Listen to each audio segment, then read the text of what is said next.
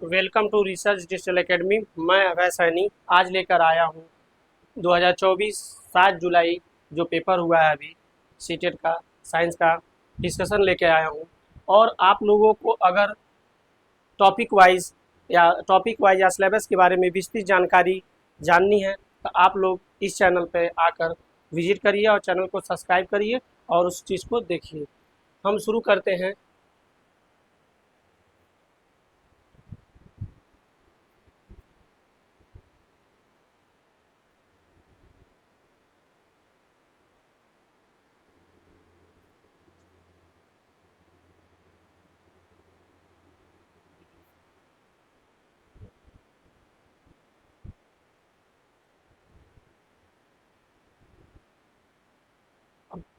यहाँ से शुरू होता है।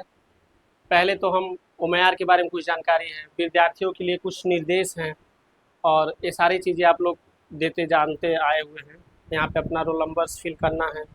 रोल नंबर्स कैपिटल्स लेटर्स में कैंडिडेट का सिग्नेचर है, इन्विजिलेटर का सिग्नेचर है।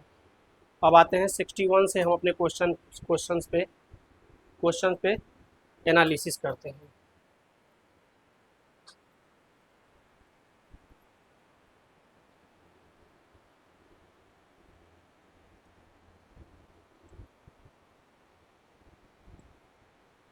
आइए, ये कह रहा ये धातु और धातु ऑक्साइड के बारे में पूछ रहा है। 61 नंबर क्वेश्चन कह रहा है कि धातु ऑक्साइड्स के क्वेश्चन के बारे में पूछ रहा है। तो धातु ऑक्साइड्स होते क्या हैं, धातु ऑक्साइड्स के बारे में पूछ रहा है। तो पहला है धातु ऑक्साइड की प्रकृति क्या होती है, क्षारीय होती है। तो इसमें ऑब्जर्वेशन के बारे में पूछ रहा है। और दूसरा है वायु गर्म होने पर फैलती है। तीसरा है कार्बन डाइऑक्साइड प्रवेश डालने पर कराने पर चूने का पानी दूधिया क्यों हो जाता है। तो हम इसको जानते हैं क्या इसका कौन सा क्वेश्चन नंबर सही है, कौन सा इसका गलत है। तो 61 नंबर क्वेश्चन का पहला हो जाएगा। अब आते हैं हम क्वेश्चन नंबर 62 पर। ये पूछ रहा है निम्नलिखित में से कौन सा विज्ञान में वैकल्पिक अवधारणाओं की विशेषता। कह रहा अवधारणाओं की विशेषता को हम कैसे जानेंगे कि कौन सी अवधारणाएं की विशेषता। तो एक चीज़ का आपको ध्यान देना है कि निगेटिव, क्योंकि निगेटिव का हम निगेटिव से ही आंसर देंगे। तो पहले हम पॉजिटिव को छांटते हैं कि कौन सही है। तो सही देखिए, विचार स्थिर होता है। तो विचार स्थिर होता है, जैसे इसमें कन्फ्यूजन था क्वेश्चंस में, क्योंकि कई जगह विचार स्थिर तो होते नहीं है, सारे लोग के विचार बदलते हैं।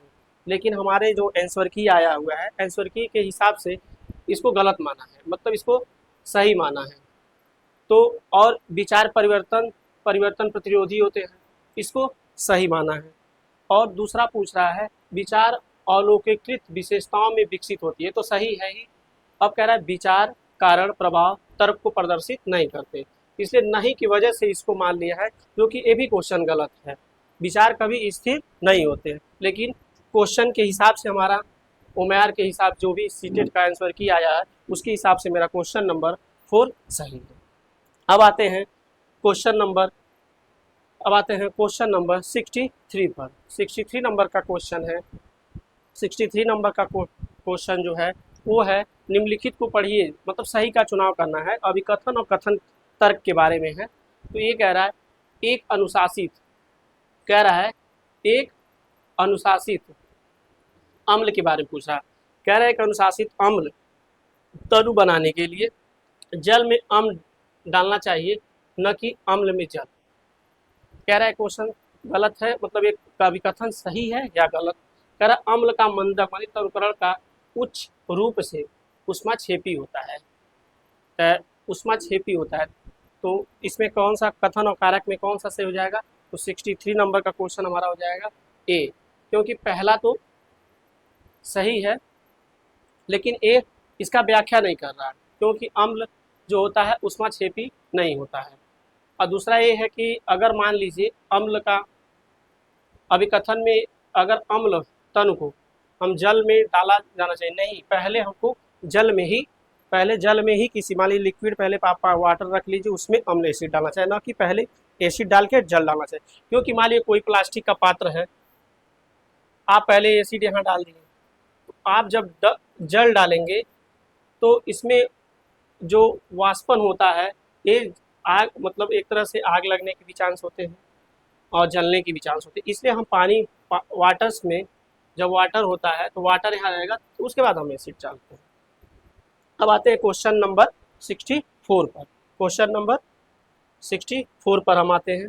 तो क्वेश्चन नंबर 64 मेरा है, क्वेश्चन नंबर 64 है, ये भी कथन अभिकथन के क्वेश्चन है। कह रहा है कि थल प्राणी के बारे में पूछ रहा है कि थल प्राणियों की तुलना में, मतलब जो जमीन पे रहते हैं, जो जमीन पे रहते हैं और जो जल में रहते हैं, वह श्वसन धीमी होती है।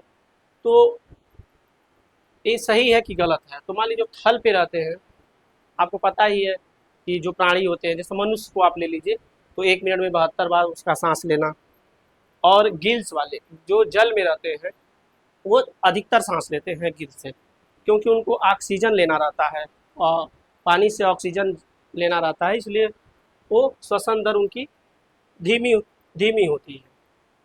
अब ये कह रहे हैं कि दूसरा नंबर क्वेश्चन कह रहा है कि ए और आर दोनों सही है और ए आर की सही व्याख्या है, इसलिए हमारा 64 नंबर का हो जाएगा पहला।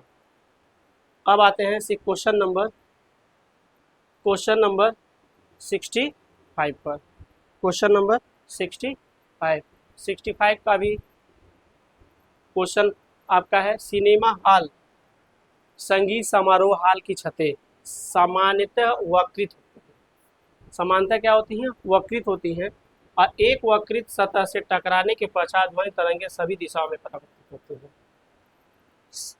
सभी दिशाओं में परावर्तित होती हैं। तो कह रहा सिनेमा हॉल संगीत की छतें वक्रित तो होती हैं, वक्रित तो होती हैं, लेकिन एक वक्रित सतह से टकराने के बाद ध्वनि तरंगें सभी दिशाओं में फैलती हैं, ये सही नहीं है, ये सही नहीं है। तो इसलिए क्वेश्चन नंबर ए आर दोनों सही हैं, मतलब ए भी सही है, ए भी सही है, लेकिन इसकी व्याख्या नहीं कर रहा है। क्वेश्चन नंबर 66 का, क्वेश्चन नंबर 66 में कह रहा है कि निम्नलिखित में से कौन सा वैज्ञानिक अनुसंधान, एक तरह से रिसर्च के बारे में पूछ रहा है, खोज के बारे में पूछ रहा है, इन्वेस्टिगेशन के बारे में पूछ रहा है कि इन्वेस्टिगेशन सही है। अब हमारे पास 4 ऑप्शन है, इस चारों ऑप्शन में छांटना है कि कौन सा अनुसंधान आपका सही है। कह रहा परिणाम क्रिया विधि द्वारा प्रभावित नहीं होते हैं, ये गलत है, मतलब ये सही है, ये सही है, परिणाम क्रिया विधि द्वारा प्रभावित नहीं होते हैं। और दूसरा कह रहा है किसी अनुसंधान अन्वेषण में सामाजिक संदर्भ प्रभावित कर सकते हैं, ये गलत है। और आंकड़े और साक्ष्य प्रमाण समान होते हैं, ये भी सही है, कोई भी नहीं गलत, इसलिए हमारा ए और सी सही हो जाएगा, ए और सी सही हो जाएगा। अब हम आते हैं क्वेश्चन नंबर 67 पे। क्वेश्चन नंबर 67, ये भी अभिकथन और तर्क का क्वेश्चन है, इसको भी हम देख लेते हैं। कह रहा है कि निम्नलिखित का तो सही का चुनाव के लिए बोल रहा है। तो अभिकथन में एक ताप दीप्त बल्ब है, उसमें तंतु टंगस्टन का बना होता है। क्या कह रहा है? एक ताप दीप्त बल्ब है, टंगस्टन किसका बना होता है? टंगस्टन का बना बल्ब जो होता है उसमें टंगस्टन का बल्ब होता है, तो ये तो सही है, ये क्या है?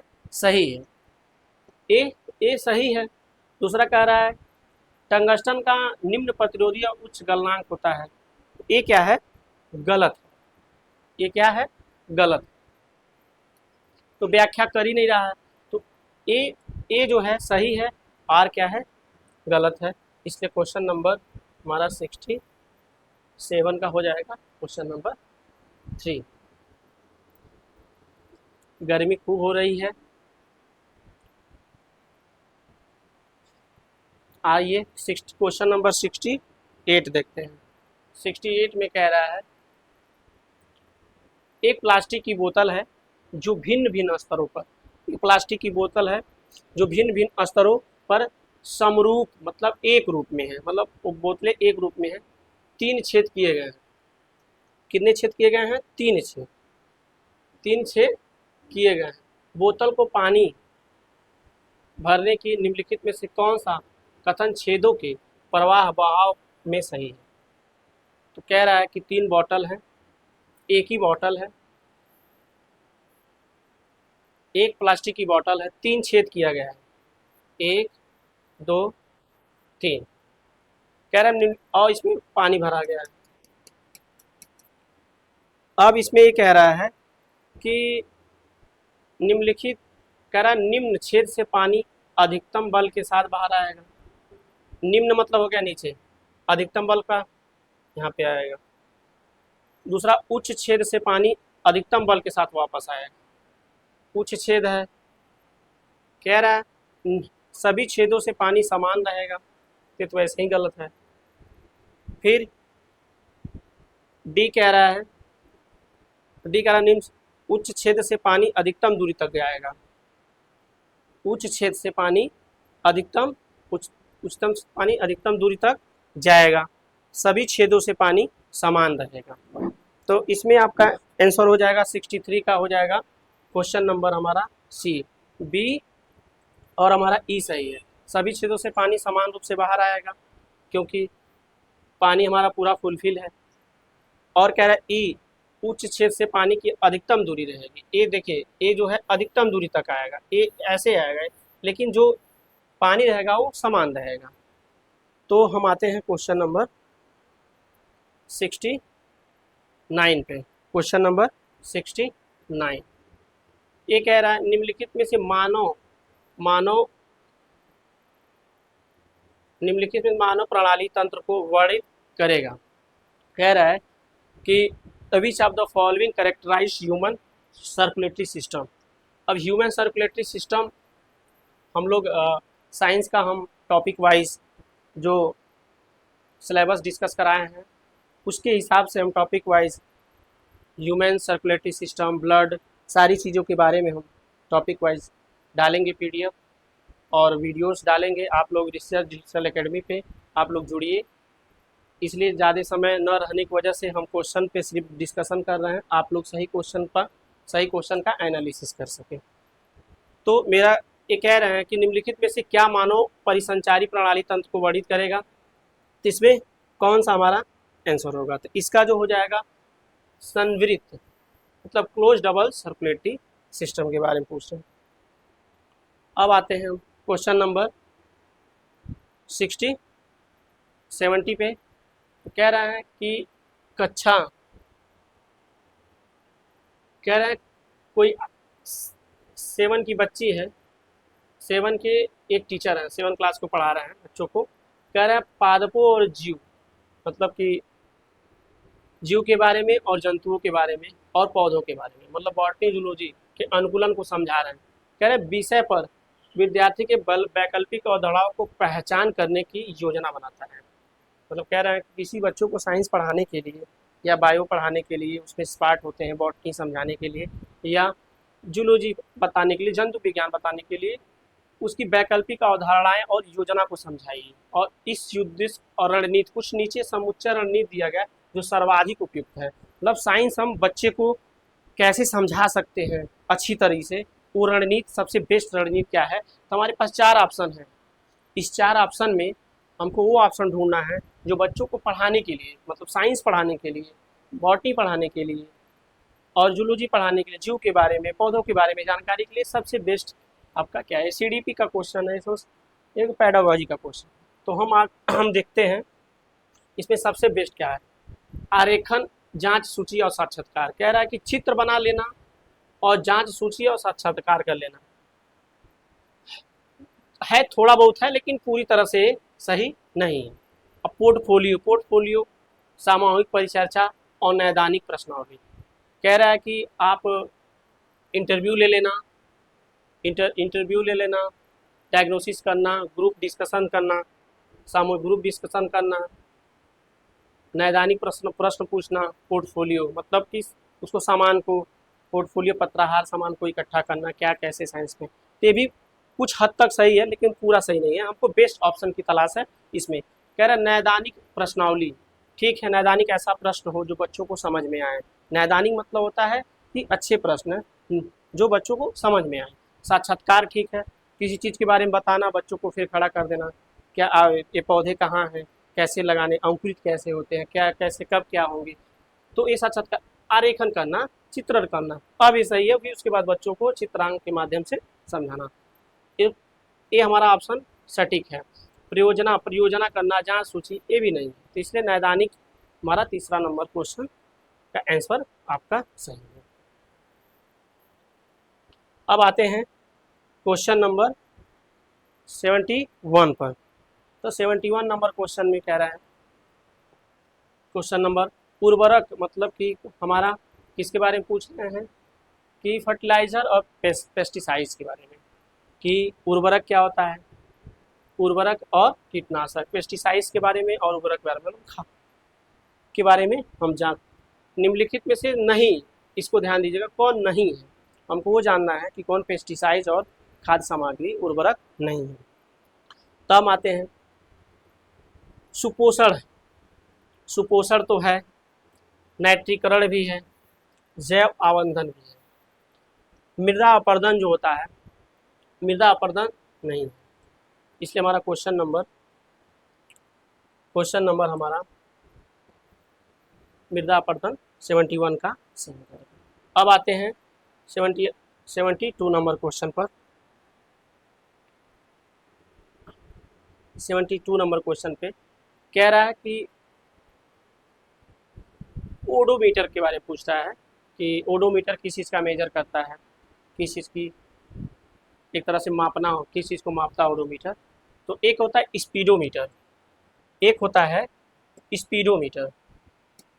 तो स्पीडोमीटर जो होता है,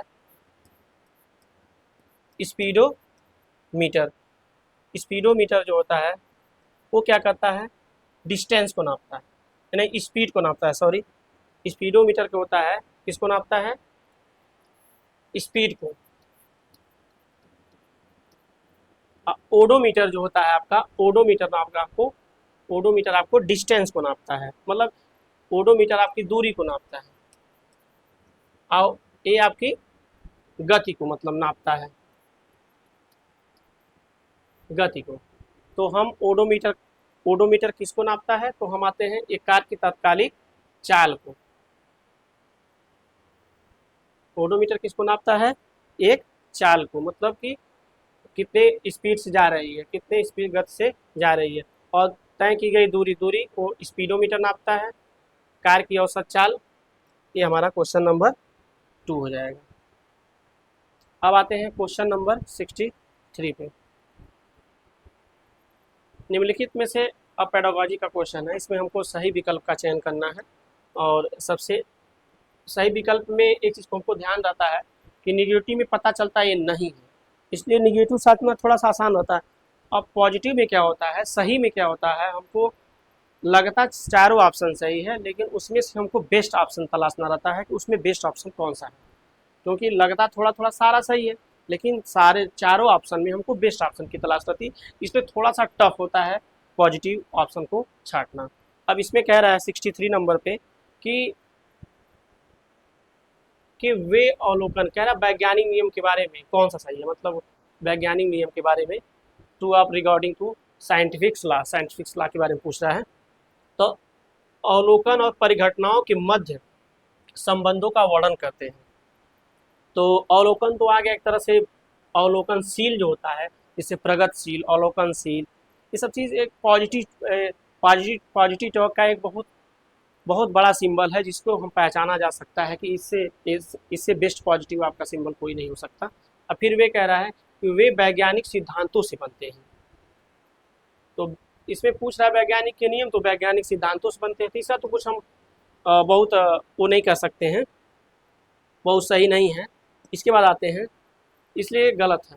अब वे चुनौती नहीं दी जा सकती है, ऐसा कुछ नहीं है। विज्ञान के नियमों के बारे में जानना, चुनौती देना, उस चीज़ को जानना, परखना, एक्सपेरिमेंट करना, क्या सही है क्या गलत, वे भौतिक परिघटनाओं के तर्क विवेचन प्रदान करता है। तर्क जो होता है वैसे हम गणितीय में करते हैं, ये गणित का अगर मान लीजिए जो पैडागोजी होता है उसमें मैथ्स में तर्क का एक बहुत बड़ा भूमिका होता है कि हम तर्क के माध्यम से कैसे क्या किसको कर रहे हैं। तो एक तर्क का जो होता है गणित में होता है, मैथ पैडागोजी में होता है। इसलिए हमारा बेस्ट ऑप्शन जो है हमारा पहला है, बेस्ट ऑप्शन मेरा पहला है। आप लोग इस ऑप्शन को देख सकते हैं और ध्यान रहे प्रगतिशील, अवलोकनशील, ये सब जो ऑप्शंस आते हैं ये हमारे लिए पॉजिटिव टैग होते हैं। अब आते हैं क्वेश्चन नंबर 64। इसमें भी पैडागोजी का क्वेश्चन है, ये भी पैडागोजी का क्वेश्चन है। ये पूछ रहा है सही, कथन सही पूछ रहा है लेकिन साइंस से रिलेट है। अब इसको हम देखते हैं कौन सा क्वेश्चन सही है। कह रहा है स्वपरागण केवल द्विलिंगी पुष्पों में होता है।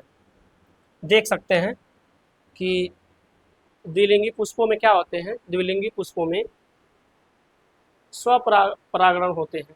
और दूसरा कह रहा है कि द्विलिंगी पुष्प में क्या होता है, परागण दोनों प्रकार से सींच सकते हैं, तो सींच सकते हैं, ये भी सही है। अब इनमें से विकल्प सिलेक्ट करना है कौन सही है, तो हमारा ए जो है गलत है, ए जो है सही है। अब विकल्प में हम जाते हैं, ए सही है बी गलत है, तो हमारा ए ही आंसर नंबर ये हो जाएगा। बाकी क्वेश्चंस दोनों सही है नहीं, ए गलत ए भी नहीं है, ए तो सही है। केवल द्विलिंगी पुष्पों में होता है। अब क्वेश्चन नंबर हम आते हैं, क्वेश्चन नंबर 75। तो कह रहा है 75 नंबर क्वेश्चन में निम्नलिखित में से कौन सी गतिविधि आगमिक विवेचन के लिए सर्वाधिक उपयुक्त है। आगमिक विवेचन के लिए सर्वाधिक उपयुक्त है, तो हम इसमें देखते हैं सबसे, इसमें भी सही पूछ रहा है कि सबसे सही कौन है, सही नहीं सबसे सही, सर्वाधिक।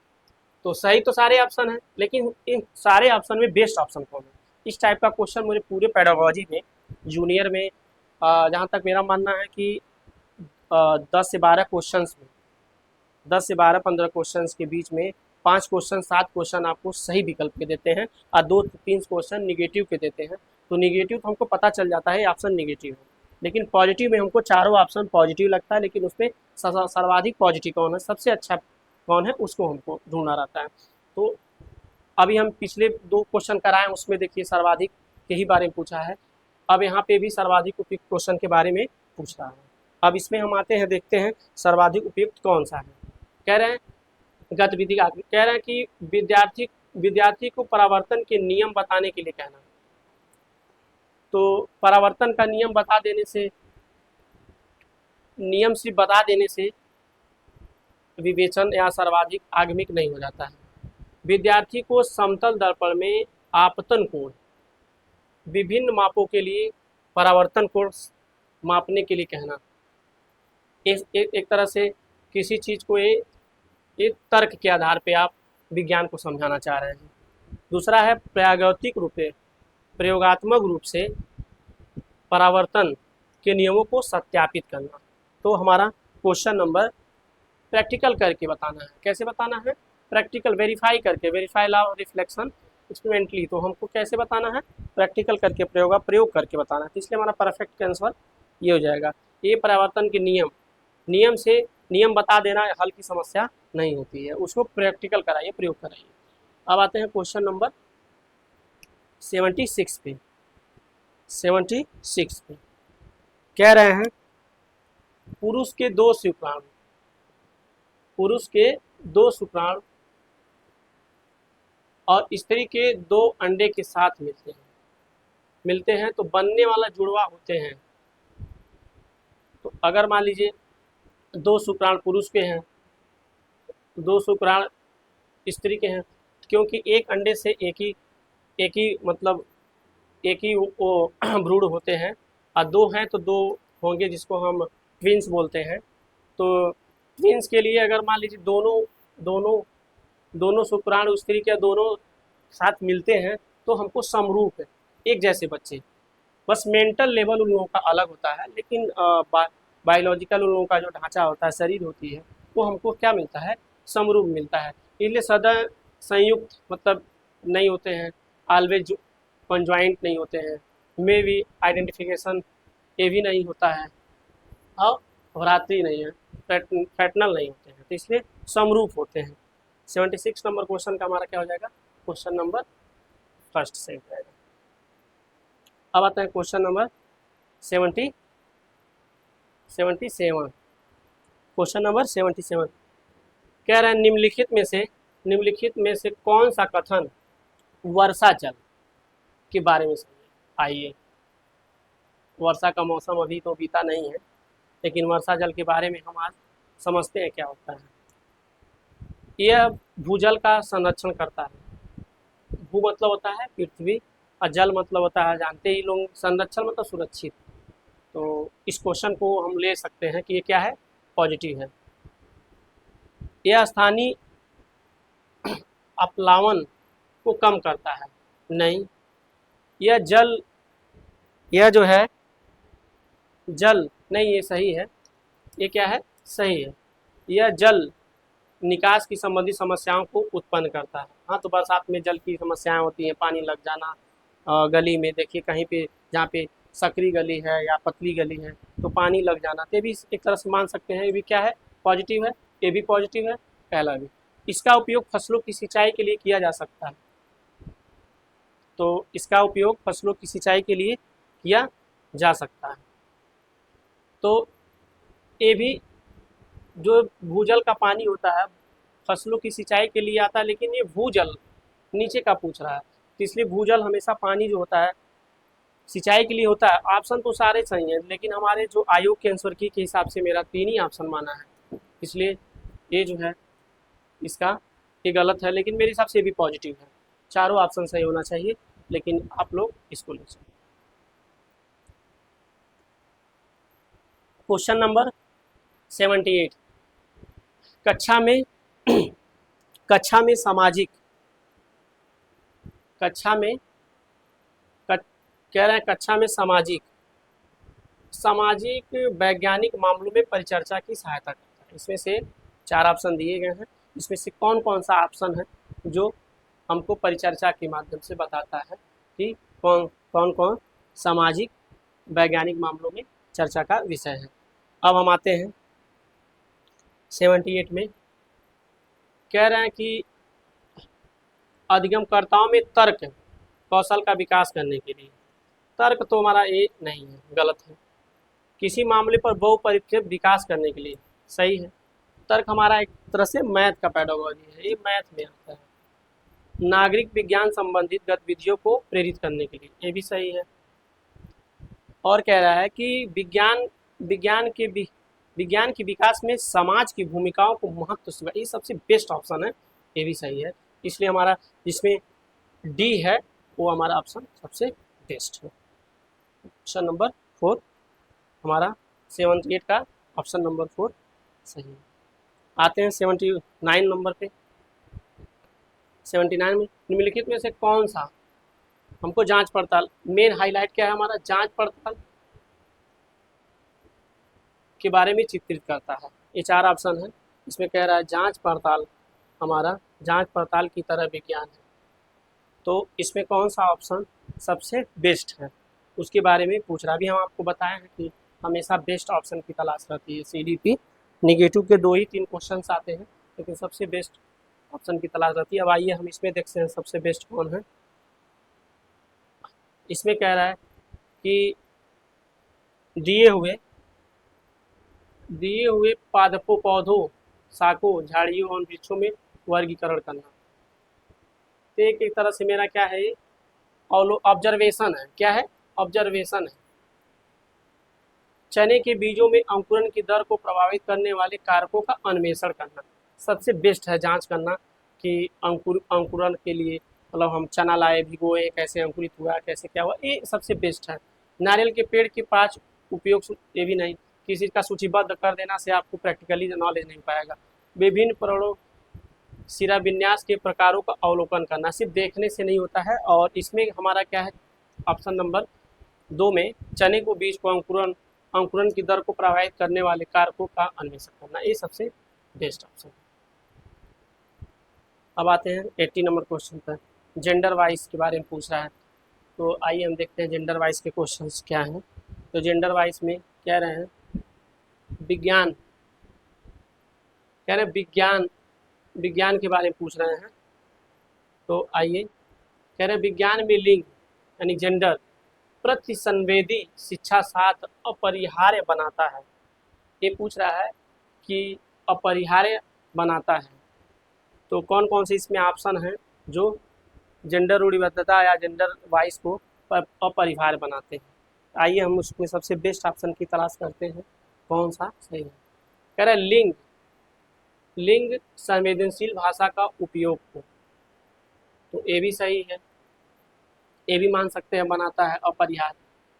और दूसरा कह रहा है रूढ़िबद्ध धारणाओं की जांच परख करने में विद्यार्थी को संलिप्त करने में, ये भी बनाता है। लिंग आधार समूह बनाने के लिए गलत, विभेदीकरण का आकलन करने में, हमारा ये 2 ऑप्शन सबसे बेस्ट है, इसलिए तीसरा नंबर ये सही रहेगा। ये दोनों ऑप्शन सही है। अब हम आते हैं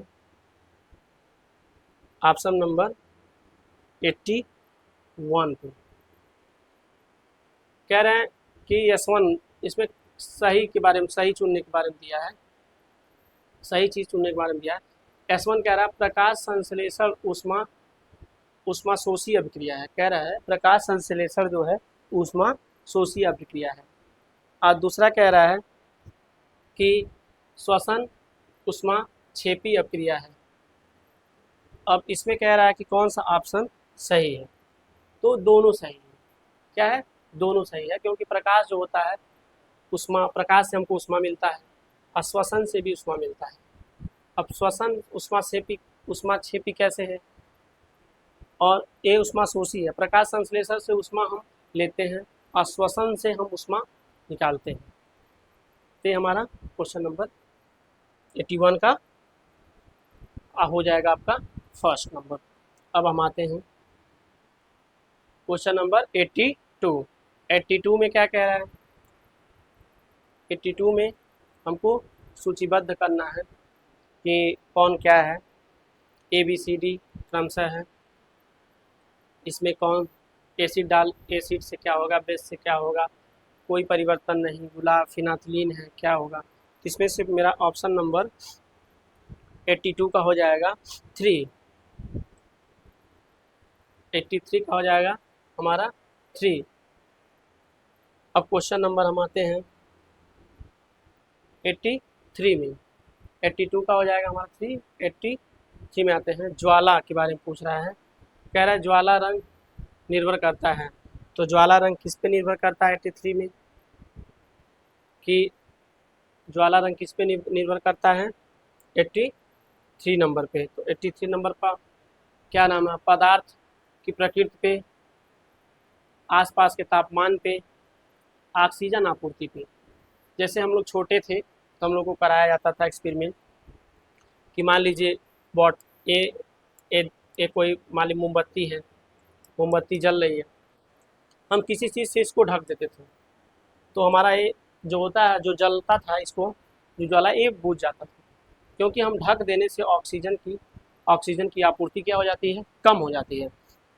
तो ऑक्सीजन की आपूर्ति कम हो जाने की वजह से ये ज्वाला बंद हो जाती है। इसीलिए कह रहा है ज्वाला का रंग निर्भर करता है, तो रंग ही ऑक्सीजन से भी निर्भर करेगा और जलने की प्रक्रिया हो वो भी ऑक्सीजन से निर्भर करेगा, क्योंकि विदाउट ऑक्सीजन के किसी चीज़ को जलने के लिए ऑक्सीजन चाहिए। तो अब आइए क्वेश्चन नंबर 84। निम्नलिखित में से कौन सा कारक पृथ्वी के पौनों और जनन के बारे में, बहाव के बारे में अब पौन पौन ए कह रहा है उत्तरदायी है, तो ये कह रहा है कि कौन सा सबसे उत्तरदायी है। निम्नलिखित पृथ्वी पर पवनों के जनन एवं बहाव के लिए, पवन के जनन और बहाव के लिए पृथ्वी पर कौन सबसे उत्तरदायी है। तो इसका हम आते हैं 84 नंबर का। पृथ्वी पर अनियमित परिवर्तन तापन, ये भी सही है और ये भी सही है। अब आते हैं महासागरों का अनियमित परिवर्तन, ये भी सही है। पृथ्वी और सूर्य के बीच की दूरी नहीं, पृथ्वी गुरुत्वाकर्षण नहीं। हमारा क्वेश्चन नंबर इसमें देखिए ए और सी, ए और बी, क्वेश्चन नंबर सी सही। आइए 85 नंबर क्वेश्चन का, 85 नंबर क्वेश्चन का कह रहा है ए परमाणु 13 और बी परमाणु 17, ए बी का निर्मित यौगिक रासायनिक सूत्र क्या होगा। आइए इसको हम दिखाते हैं कैसे होता है। मान लीजिए ए का परमाणु क्रमांक क्या है आपका 13, तो 13 का परमाणु क्रमांक कितना हो जाएगा 3 8 नहीं 13 का हो जाएगा 2 8 और 3। ऐसे बी का क्या हो जाएगा, बी का 17 का क्या हो जाएगा 2 8 और 7, तो 2 8 और 7 हो गया। तो ए और बी, ए का 1 हो जाएगा, बी का 3, तो ए बी बराबर 3। हमारा क्वेश्चन नंबर 85 का सही हो जाएगा। अब आते हैं क्वेश्चन नंबर 86 पे। निम्नलिखित में से कथन ताप के चालन के बारे में सही नहीं है। इसको छांटना आसान है। देखिए अभी बोले नहीं के 2-3 क्वेश्चन आते हैं, पॉजिटिव के सबसे ज़्यादा क्वेश्चन रहते हैं। तो इसमें पूछ रहा है कि कौन सा सही नहीं है। तो सही नहीं है तो आप पहले नहीं देखिए कहाँ पे है, यहाँ पे नहीं आ गया। देखिए नहीं को हमको नहीं से ही जवाब देना। कह रहा है द्रवों की चाल में ठोस वस्तुओं में चालन होता है, सही है, तीव्र होता है। और कह रहा है ऊष्मा के प्रभाव के लिए दो वस्तुओं को एक दूसरे के संपर्क में होना है, ये भी सही है, क्योंकि किसी चीज़ के एक दूसरे के संपर्क में आते हैं तभी ऊष्मा का प्रभाव या संचार होता है। सभी पदार्थ सामग्री ऊष्मा को स्वयं से समान प्रकार से प्रभावित अनुमति नहीं देते हैं, ये भी सही है। सब में समान नहीं होते। जैसे सबसे ज़्यादा ताप चालन जो होता है हमारे सॉलिड में होता है, सबसे ज़्यादा ताप चालन हमारा सॉलिड में होता है, फिर लिक्विड में होता है, फिर जाके हमारा गैस में, फिर हमारा गैस में होता है। इसलिए हमारा सबसे बेस्ट ऑप्शन जो हो जाएगा आपका ये गलत ऑप्शन जो है ये हमारा गैसों में चालन नहीं होता है कहा है। तो गैसों में चालन हमारा होता है लेकिन कम होता है, गैसों में चालन होता है लेकिन कम होता है, ये एकदम निगलेक्ट कर दिया है। इसलिए गैसों में चालन नहीं होता है, ये गलत है। तो गलत का आंसर हो गलत से आ गया 87 नंबर। कह रहा है एक वस्तु को जब हम ए द्रव में डालते हैं, बस जब किसी वस्तु ए द्रव में डालते हैं उस अब बाहर आयतन 1/4 मतलब 1/4 के साथ तैरती है, तथा बी में डालते हैं तो 1/3 के साथ तैरती है। तो निम्नलिखित में कौन सा कथन सही है। तो अब इसमें पूछ रहा कौन सा कथन सही है। कह रहा है ए का घनत्व तो बी के घनत्व से अधिक है। अब ए में जो है 1/4 है, अब बी का घनत्व तो क्या है, बी का घनत्व तो 3/4 है। तो ये तो सही है, इसका घनत्व तो क्या है ज़्यादा सही है।